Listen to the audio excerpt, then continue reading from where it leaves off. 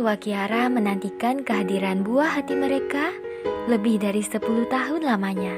Dan pada tahun 1971, mereka menyambut kelahiran putri pertama mereka, Kiara Badano. Pada usia 4 tahun, Kiara sudah peka akan kebutuhan orang lain. Ia akan memilih mainannya untuk diberikan kepada anak-anak yang miskin, dan tidak pernah hanya memberikan barang yang tua atau rusak. Kiara mengundang orang-orang yang kurang beruntung ke rumah keluarganya untuk liburan, serta mengunjungi orang tua di panti jompo.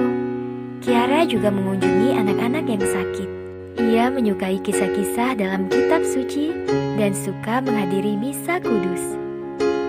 Ketika berusia 9 tahun, Kiara bergabung dalam komunitas Focolare. Kiara sangat populer dan punya banyak teman. Ia suka berolahraga, menari, dan menyanyi. Saat berusia 17 tahun, Kiara mengetahui bahwa ia menderita kanker tulang yang sangat serius. Meskipun segala upaya medis sudah dilakukan, penyakit itu terus menggerogotinya dan Kiara menjadi lumpuh. Suatu hari seseorang bertanya, apakah Kiara berharap untuk bisa berjalan lagi atau tidak? Dan Kiara menjawab tidak.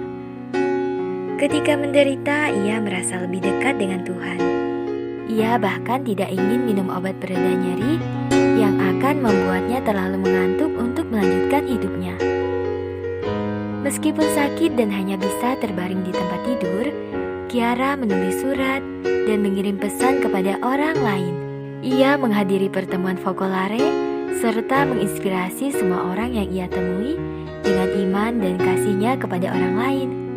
Ia memberikan semua tabungannya kepada seorang teman yang menjadi misionaris di Afrika. Ketika hidupnya hampir berakhir, Kiara berkata, "Saya tidak memiliki apa-apa lagi, tetapi saya masih memiliki hati. Dan dengan itu, saya selalu bisa mencintai." Penyakit Kiara semakin parah. Ia berdoa mohon kekuatan untuk menjalani kehendak Tuhan. Ia bahkan memberikan instruksi yang mendetail kepada ibunya tentang gaun, musik, karangan bunga, nyanyian, dan bacaan saat pemakaman. Di saat terakhir hidupnya, ia mengatakan, "Selamat tinggal, berbahagialah, karena saya bahagia." Kiara meninggal pada tahun 1990. Lebih dari 2.000 orang menghadiri pemakamannya. Walau menderita, Kiara tetap menjalani kehidupan dengan penuh senyuman dan iman. Ia dinyatakan sebagai beata pada tahun 2010 oleh Bapak Paus Benediktus XVI.